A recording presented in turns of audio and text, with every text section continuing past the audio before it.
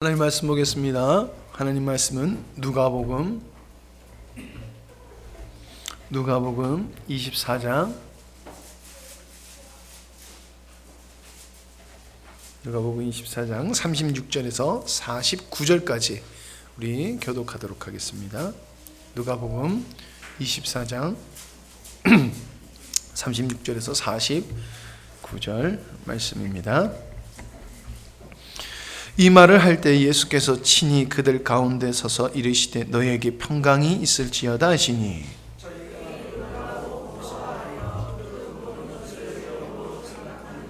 예수께서 이르시되 어찌하여 두려워하며 어찌하여 마음에 의심이 일어나느냐.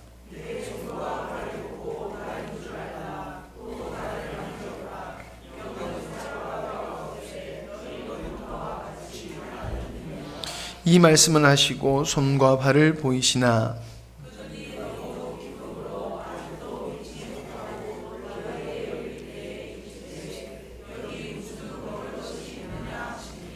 이에 구운 생선 한 토막을 드리니 또 이르시되 내가 너희와 함께 있을 때에 너희에게 말한 바 곧 모세 율법과 선지자의 글과 시편에 나를 가리켜 기록된 모든 것이 이루어져야 하리라 한 말이 이것이라 하시고 또 이르시되 이같이 그리스도가 고난을 받고 제3일에 죽은 자 가운데서 살아날 것과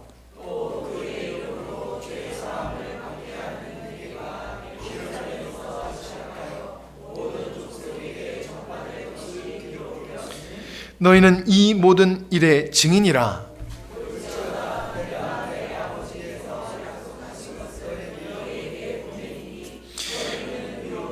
능력으로 입혀질 때까지 이 성에 머물라 하시니라. 아멘. 이 시간 말씀의 제목은 오늘 본문에 있는 대로 이 모든 일의 증인이라. 48절에 너희는 이 모든 일의 증인이라. 이 말씀을 제목으로 삼아봤습니다.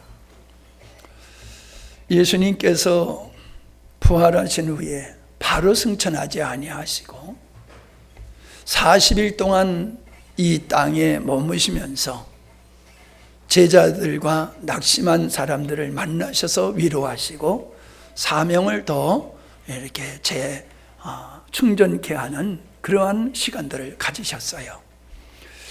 어찌 보면 40일 그냥 휙 지나갈 수 있는 짧은 기간이지만은 이때 주님께서 하신 일들은 교회 시대에 또 복음의 아주 중요한 요소들을 가지고 있다라고 하는 것을 우리가 볼 수가 있습니다.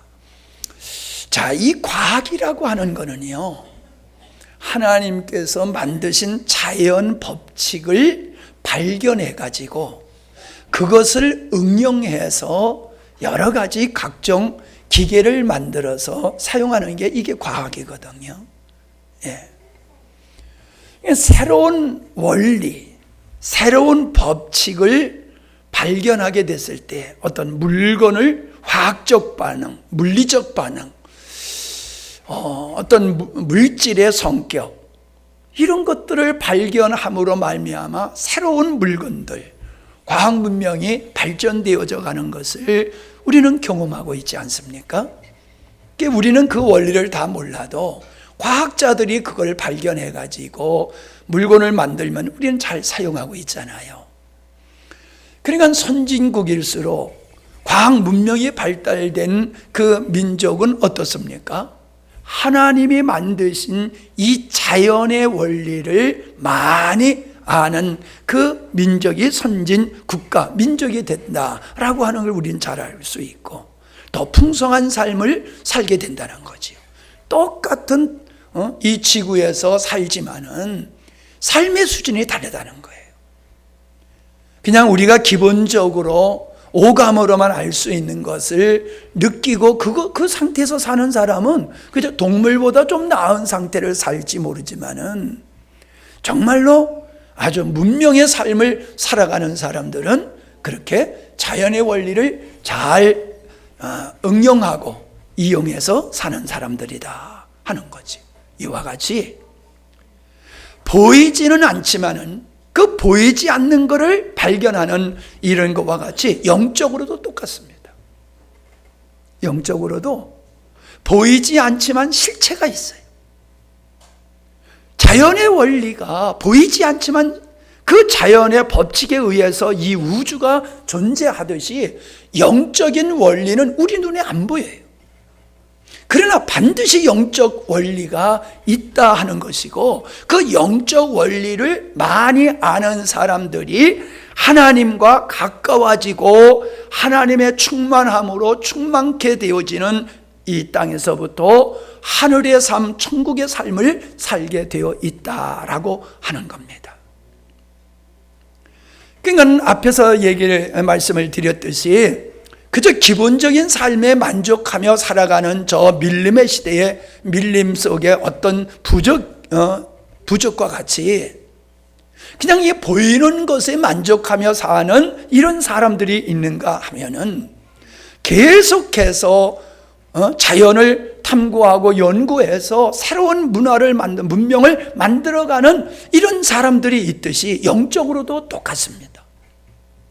그냥 먹고 마시는 것에 족하고 그냥 하루하루 살다 죽으면 그만이지 이러면서 사는 그냥 기본적인 인간으로서 사는 사람이 있는가 하면은, 도대체 인간은 어떤 존재이고 어떻게 살아가는 게 바른 삶이고 사람이 죽은 후에는 어떤 세계가 있는가, 이런 것을, 영적인 세계를 관심을 갖고 그 분야를 연구하고 찾는 사람, 그런 사람들이 여러분이에요.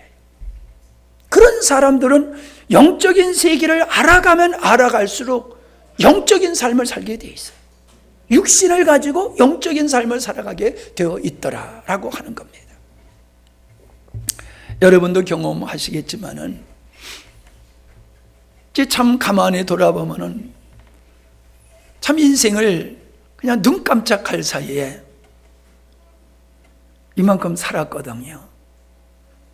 초등학교 친구들, 중학교, 고등학교 친구들을 이렇게 소식을 듣고 보면은 그 삶이, 인격이 하늘과 땅 차이예요. 빡빡머리 깎고 교복 입고 학교 다녔을 때는 그나나 별별 차이가 없어요. 근데 40년, 50년이 지나가고 봤더니 어떤 사람은 수준 낮은 삶을 살고 있어요. 그냥 인간으로서 기본적인 삶을 사는 거지 인간다운 삶을 살지 않는 사람이 있어요. 신앙생활 하는데도 내가 함양에 내려온 지가 84년도에 내려와서 내 만난 사람들 중에서 변화되고 성숙한 사람이 됐는가 하면은 그저 별별 일 없이 사는 사람도 있어요. 똑같은 함양 땅에서 같이 사는데 삶이 하늘과 땅 차이예요. 왜 그런가? 하나님에 관해서, 영적인 것에 관해서 관심이 없으니까 수준이 그냥 그 수준이야. 좀 나쁘게 표현하면 그냥 동물 수준이야. 동물 수준이야. 근데 하나님을 찾는 사람은 정말로 형편없던 삶에서 정말로 존경받는 그런 삶으로 변화되더라. 그걸 저는 경험하고 보고 있습니다. 예수님이 부활하셨다라고 하는 이 사건도 마찬가지입니다. 예수님이 부활하셔서 제일 먼저 만난 사람이 막달라 마리아라는 여인입니다. 이 여인은 7 귀신이 들렸던 여인입니다. 귀신 하나만 들려도 사람다운 삶을 살 수 있는데 7 귀신이 들렸으니 이건 여인으로서, 인생으로서는 아주 끝장난 삶, 그런 삶을 살았던 이 여인이 예수님을 만남으로 말미암아 완전히 새 사람이 됐죠. 그래서 이 여인은 예수님을 잊을 수가 없는 거예요. 그래서 예수님을 누구보다도 사랑했고, 누가복음의 9장에 보면은 자기의 소유를 가지고 예수님의 사역을 도왔던 여인 중에 대표자가 바로 이 막달라 마리아였다는 거예요. 많이 배우고 세상에서 존귀함을 받는 그런 여인이 아니라 정말로 버려졌던 그 여인이 새 사람이 되어가지고 예수님을 섬기는 일에 가장 헌신적인 여인, 예수님의 머리에다가 향료를 부으며 자기 머리를 풀러서 예수님의 발을 씻었고 그 입에다가 입을 맞췄던 그 여인. 예수님이 십자가에 못 박혀 죽으실 때에 제자들은 나 살겠다고 다 도망갔는데 이 여인은 예수님의 죽으시는 그 십자가 그 현장까지 함께 하셨고, 예수님을 장사 지냈고, 예수님이 죽었는데도 예수님을 잊지 못하고 그 예수님의 시신에 향유를 바르지 못한 것을 아쉬워하면서 나중이라도 예수님의 그 시신에다가 향유를 부으려고 찾아갔던 이 여인이 예수님을 만났다. 그러니까 예수님이 만나주신 거지요. 예수님이 만나주셨어요. 이 막달라 마리아는 예수님을 보고도 예수님인 줄 알아보지 못했어요. 그저 동산직인 줄 알고 당신이 예수님의 시신을 다른 데다 옮겨놨다고 하면은 나에게 돌려달라고 부탁을 합니다. 예수님이 그런 마리아에게 마리아야 라고 부르실 때에 비로소 이 마리아가 예수님이 부활하신 예수님으로 알아보게 되더라라고 하는 것입니다. 왜 예수님을 알아보지 못했을까요? 그렇게 사랑했던 예수님, 그렇게 친밀하게 함께했던 예수님인데 그 예수님을 알아보지 못했다. 이건 너무나도 신기하잖아요. 왜냐? 부활하신 예수님은 우리와 같은 육신을 입고 있었던, 다분히 육신을 입었던 그 육신과는 다른 모습이었어요. 제자들에게 이 막달라 마리아가 가서 예수님이 부활했다고 하니까는 베드로와 요한과 그 제자들이 무덤에 달려가서 봤더니 진짜 예수님이 없는 거예요. 그들이 모여 있을 때에, 도마가 없는 자리에 다른 제자들이 모여 있을 때 예수님이 나타나셨지요. 예수님이 부활하셨다는 이야기를 듣고 제자들이 믿지를 못했어요. 기이 여겼어요. 저 헛것을 본 게 아니야. 그렇게 의심을 했댔어요. 그랬던 제자들에게 예수님이 나타나셔서 오늘 읽은 것과 같이 그들이 두려워하고 무서워하며 도리어 예수님을, 이거 영혼, 몸이 없는 그냥 쉽게 얘기하면은 그냥 그 혼이 나타난 것 같이 그렇게 의심을 했다는 거지요. 그러니까 예수님께서 그들에게 당신의 육신을 보여주셨잖아요. 못 박힌 손을 보여주시고, 옆구리에 찔린 그 창자국을 보여주시고, 만져봐라. 그래도 못 믿어요. 그러니까 예수님이 먹을 거 없냐? 그러니까 제자들이 생선 한 토막이 있는 걸 예수님한테 드리니까 예수님이 그걸 잡수시는 거예요. 그것을 보고서 비로소 제자들이 진짜 부활하신 예수님이구나 라고 하는 걸 믿게 되었다라는 것이지요. 그 제자들이 문을 닫고, 두려워서 문을 닫고 있는데 예수님이 나타나셔서 이렇게 하시고는 짠하고 없어지셨어요. 그러니까 부활의 예수님의 몸은 우리가 생각하는 그런 상태가 아니더라고요. 썩을 몸이 썩지 아니할 몸으로 부활하신 거예요. 영화로운 몸으로 부활하신 거예요. 우리는 그 상태를 몰라요. 이해할 수가 없어요. 그렇게 예수님이 부활하심으로 말미암아 이렇게 영광스러운 모습으로 변화되신 부활의 예수님을 엠마오로 내려가던 제자가 그 부활하신 예수님과 이야기하면서도 몰랐어요. 식사를 하면서도 몰랐어요. 근데 마리아야 했을 때에 그 마리아의 눈이 열려서 예수님인 줄 알아보게 되었고, 엠마오로 가던 이 제자들도 예수님께서 그의 눈을 열어주시니까 부활하신 예수님을 알아봤다라고 하는 겁니다. 부활하신 예수님을 보고도 알아보지 못했어요. 믿지 못했어요. 지금도 동일합니다. 부활하신 예수님이 지금도 우리 가운데서 역사하고 계시지만은 사람들은 믿지를 못합니다.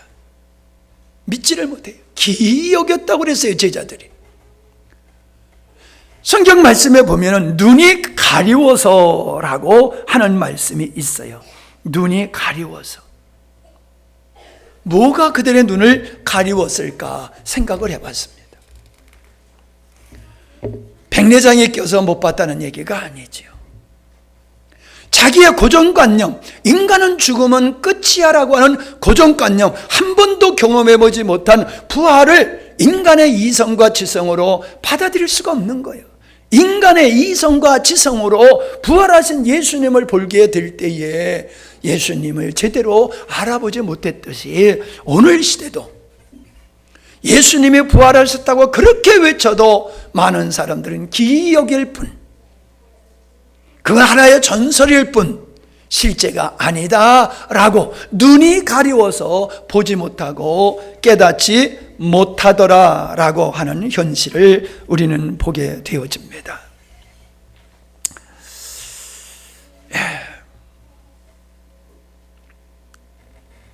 31절 16절을 보시면은 저희 눈이 가려워져서 그인 줄 알아보지 못하거늘 그러셨고, 31절에 보니까 저희 눈이 밝아져 그인 줄 알아보더니 라고 말씀하고 있습니다.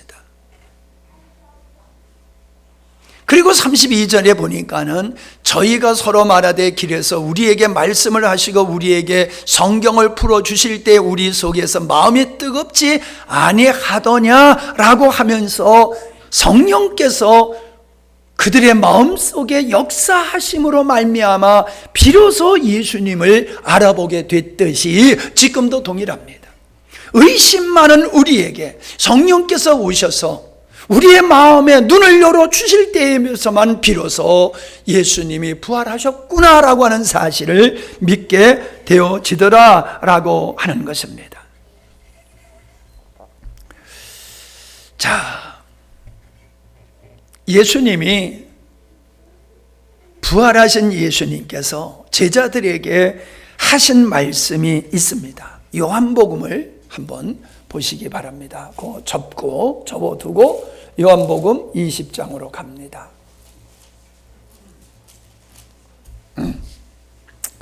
20장 17절 16절부터 보면은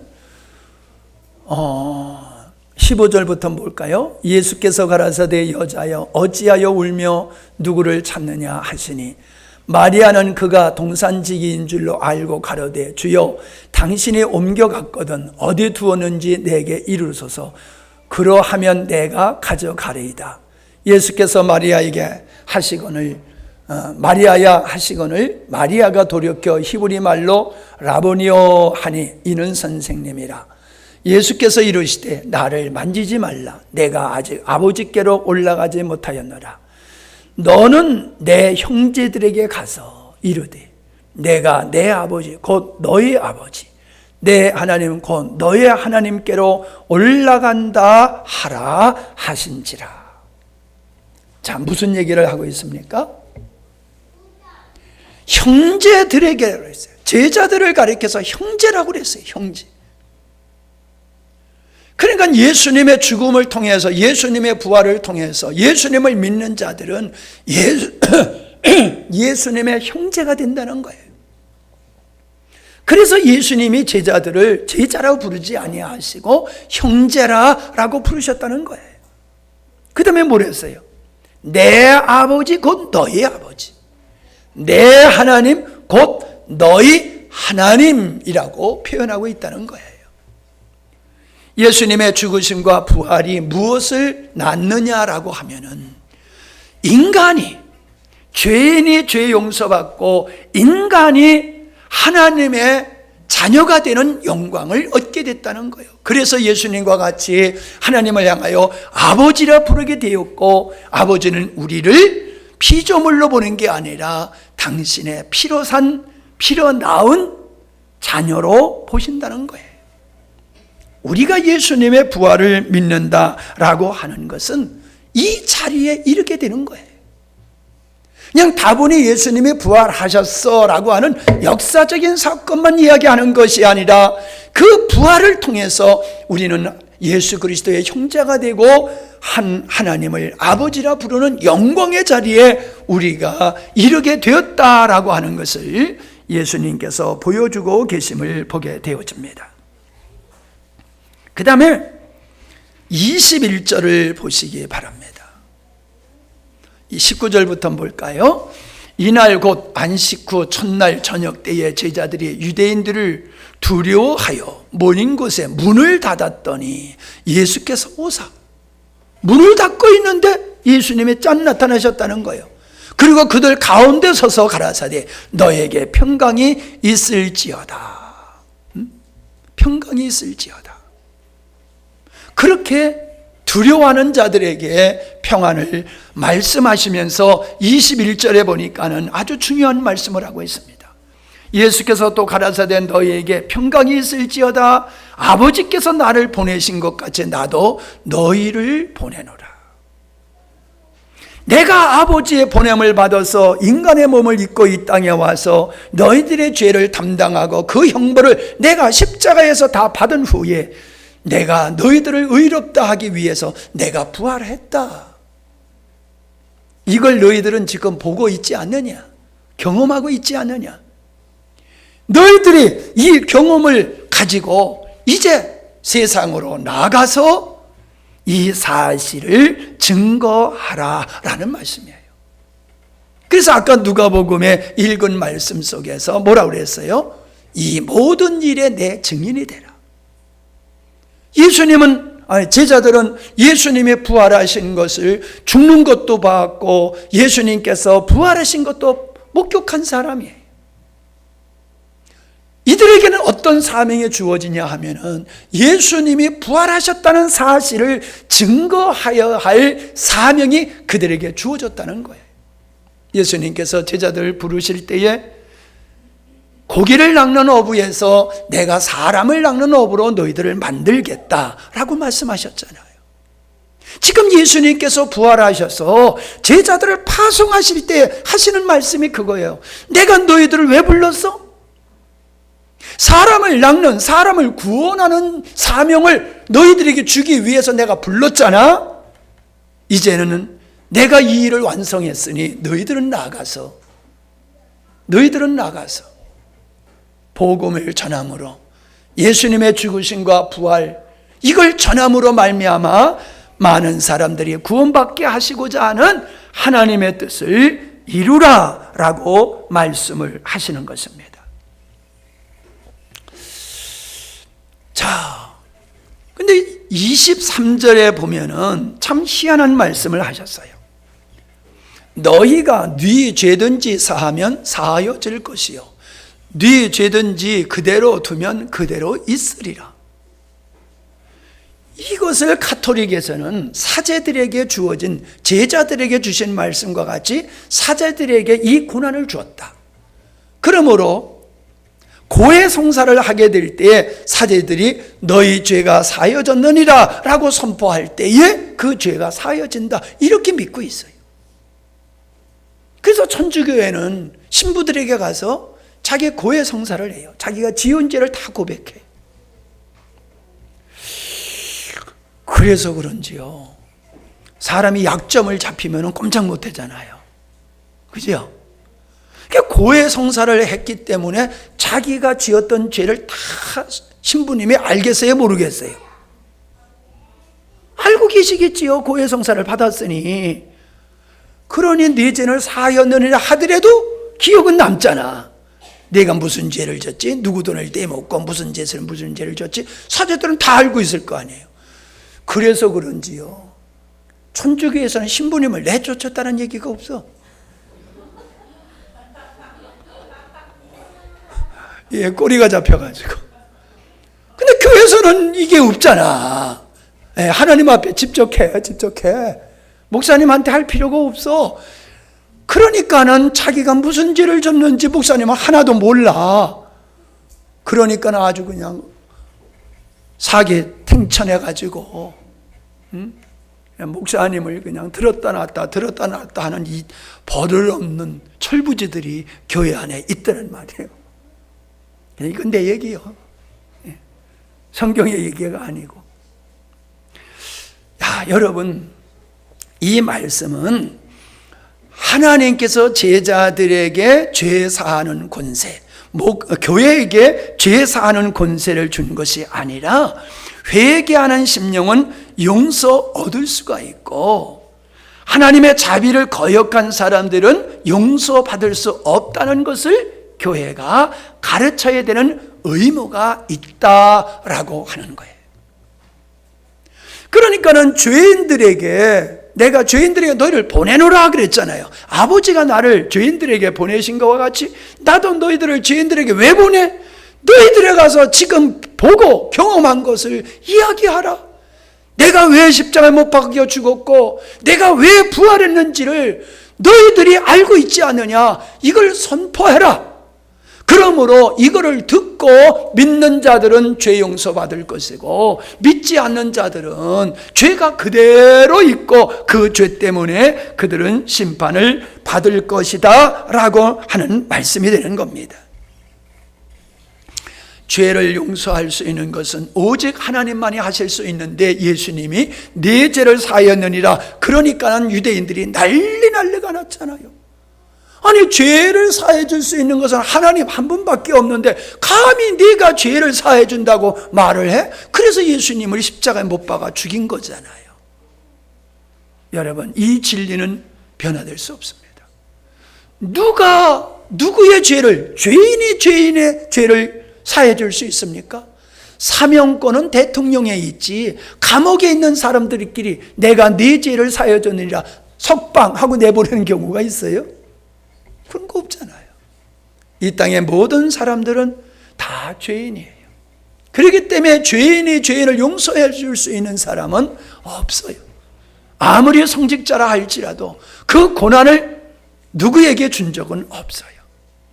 그래서 우리가 중요한 것이 뭐냐 하면은 예수님의 제자들을 부르실 때에 하신 말씀, 그러시면서 보내시면서 하시는 말씀이 누구 죄든지 너희들이 복음을 전해서 믿으면 사하여지고 복음을 받아들이지 않는 사람은 죄가 그대로 있으리라, 이 말씀을 하셨다라고 하는 것입니다. 그 다음에 중요한 것이 무엇입니까? 22절에 보니까는 말씀을 하시고 저희를 향하여 숨을 내쉬며 가라사대, 숨을 내쉬면서 가라사대. 언제 숨을 내쉰 적이 있습니까? 하나님께서 아담을 만드시고 그 코에 생기를 불어 넣으시니 그랬어요.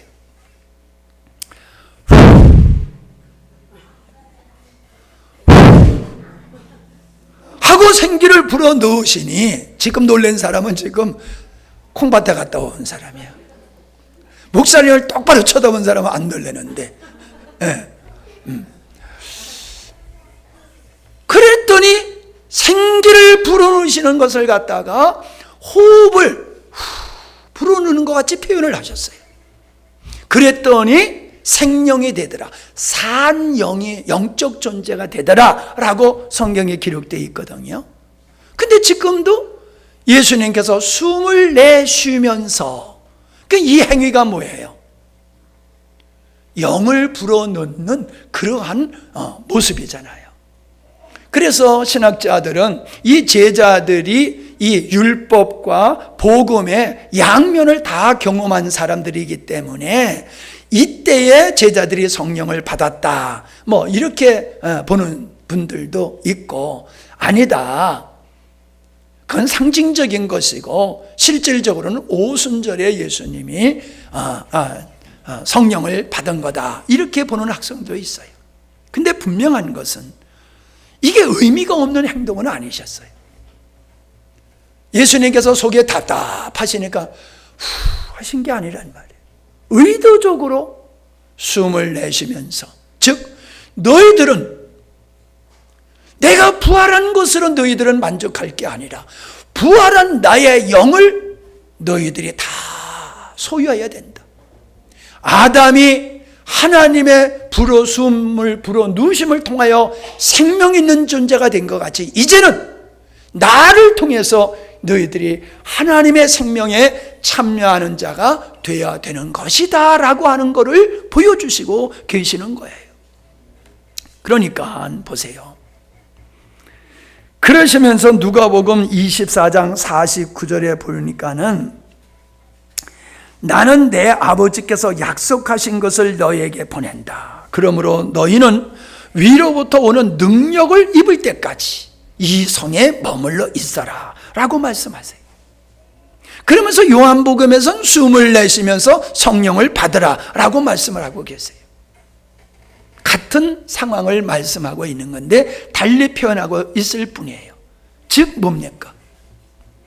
예수님의 제자들을 둘씩 짝지어 가지고 12명의 제자들을 파송하시고 70명의 제자들을 또 둘씩 짝지어서 복음을 전하라고 파송하실 때에 성경에 보니까는 뭐라고 기록되어 있느냐 하면은 누가복음 9장 1절로 3절에 보면은 귀신을 제어하는 능력을 주시고 병을 고치는 능력을 주시고 권세를 주셨다고 그랬어요.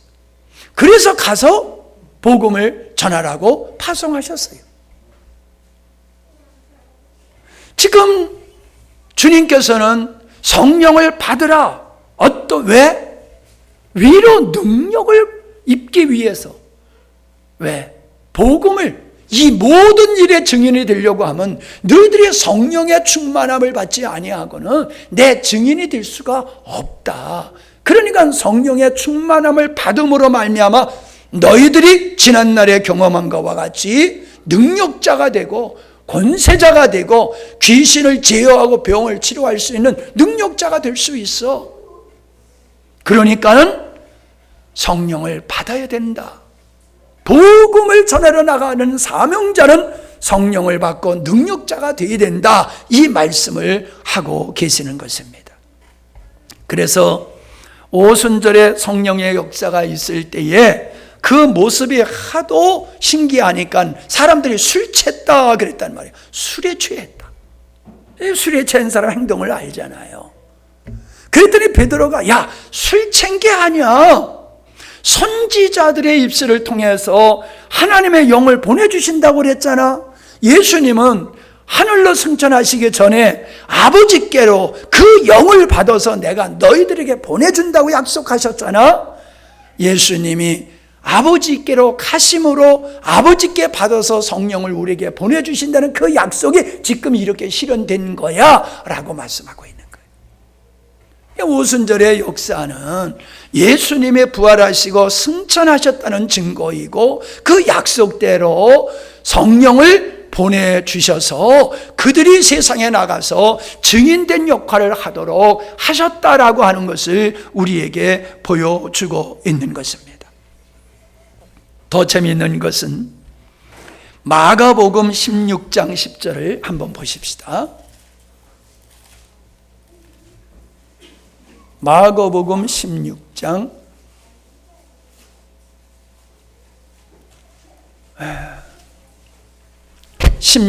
14절부터 봅니다.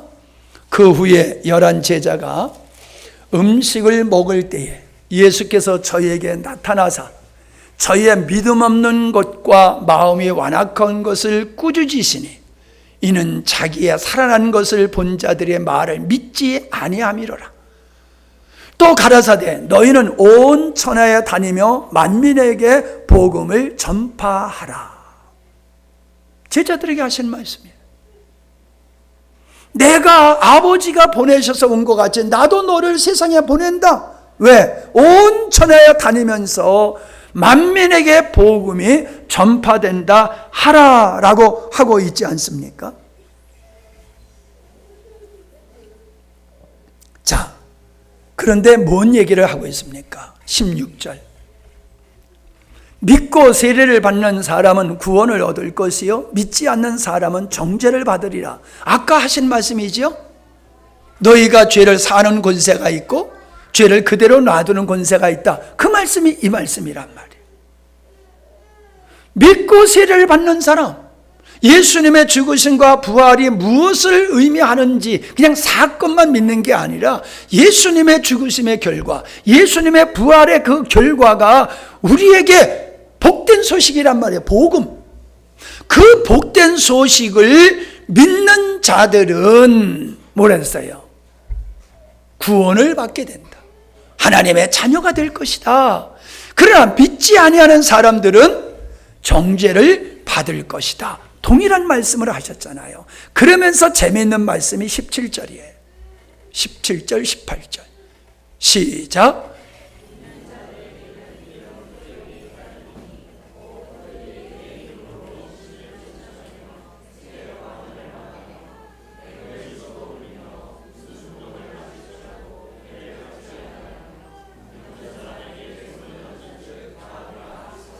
아멘. 자, 믿는 자에게는 이런 표적이 따른다. 이 믿는 자라고 하는 것은 두 가지 의미가 있다고 봐요. 제자들을 가리키는 것과 복음을 듣고 믿는 자들, 이 두 종류의 사람을 다 포함해서 하시는 말씀이에요. 믿는 자들에게는, 자, 여기에 여러분이 해당됩니까? 안 됩니까? 해당된다고 생각하시는 분은 아멘. 예, 여러분 믿는 자들이에요. 믿는 자들에겐 뭐가 따른다? 표적, 이적. 이 표적과 이적은 무슨 뜻이에요? 하나님의 신적인 역사를 말하는 거예요. 하나님이 일하신 것을 표적이다, 이적이다, 그렇게 말하는 거거든요. 물이 변하여 포도주가 된 거, 이게 이적이란 말이에요. 죽은 자를 살리는 거, 이게 이적이란 말이에요. 예수님은 표적, 이적을 많이 행하셨어요. 왜요? 당신이 하나님이시라고 하는 것을 그 표적을 행하심으로 말미암아 사람들이 예수님이 하나님인 것을 믿도록 하기 위해서 하셨단 말이에요. 그런데 믿는 자들에게도 이 표적이 나타날 것이라는 거예요. 왜요? 사도행전에 사도들이 복음을 전할 때에 주의 손이 함께 하심에 많은 이적과 표적이 나타났다고 그랬어요. 왜?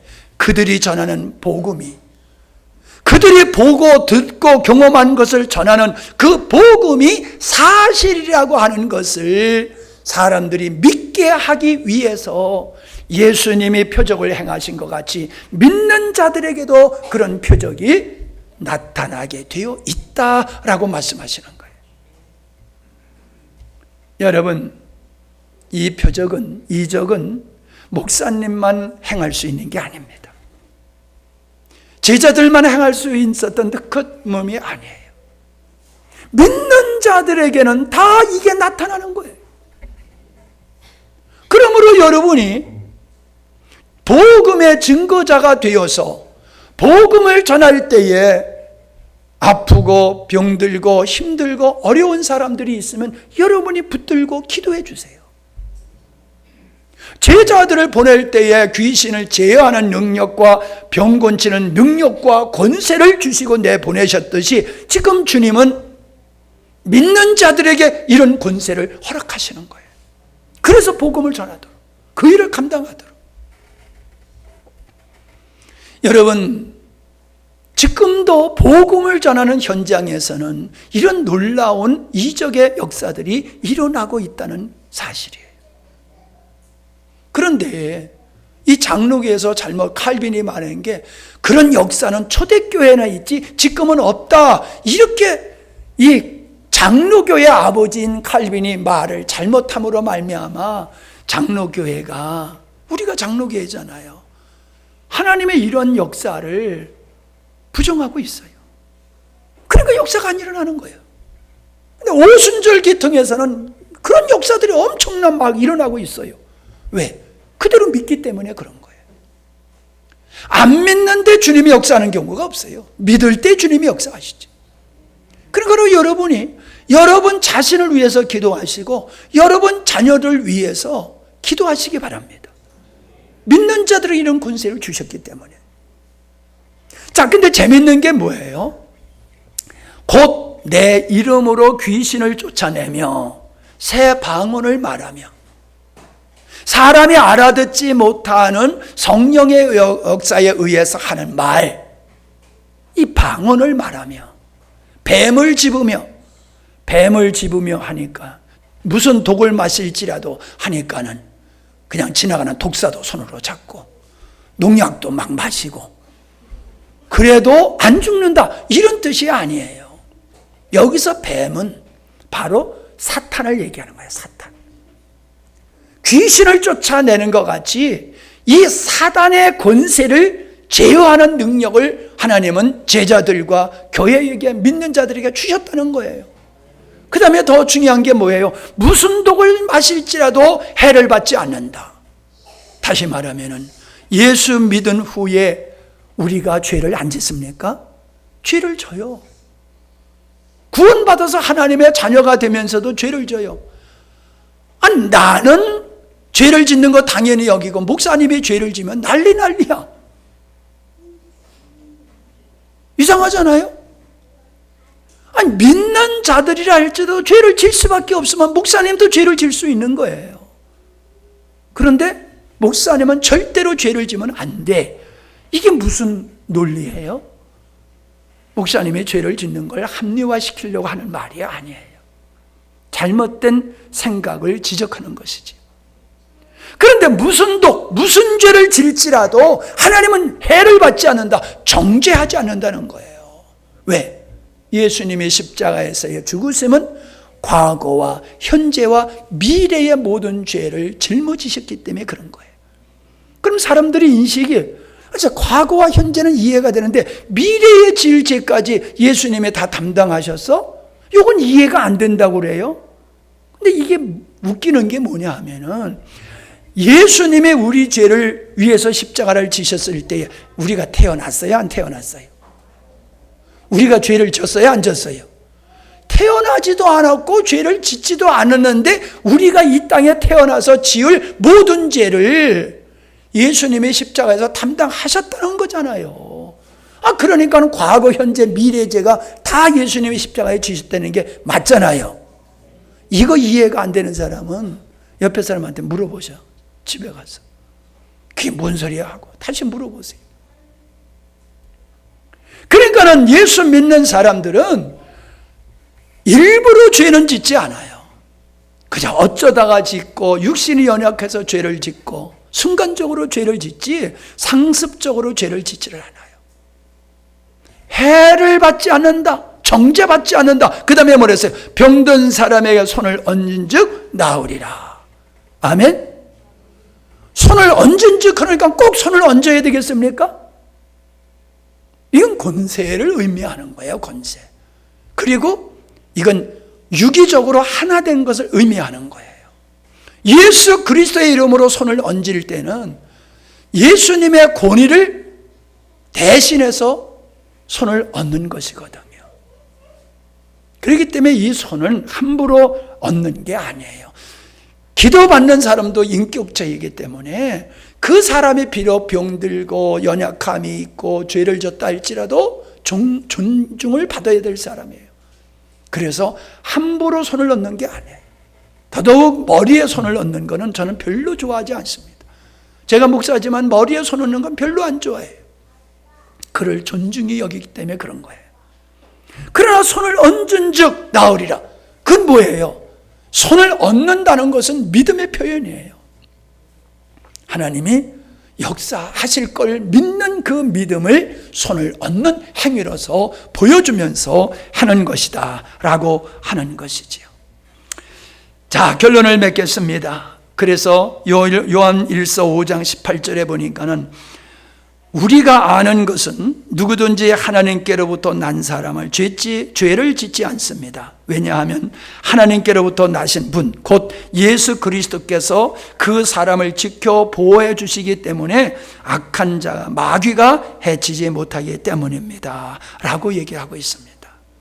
우리는 예수님이 부활하셔서 제자들에게 형제여, 내 아버지가 내 아버지, 내 아버지가 내 아버지다라고 하는 이 말씀과 성령 받으라 라고 하는 말씀과 그리고 내가 보낸다라고 하는 이 말씀이 제자들에게만 하신 말씀이 아니라 오늘 저와 여러분에게 하신 말씀인 줄로 믿습니다.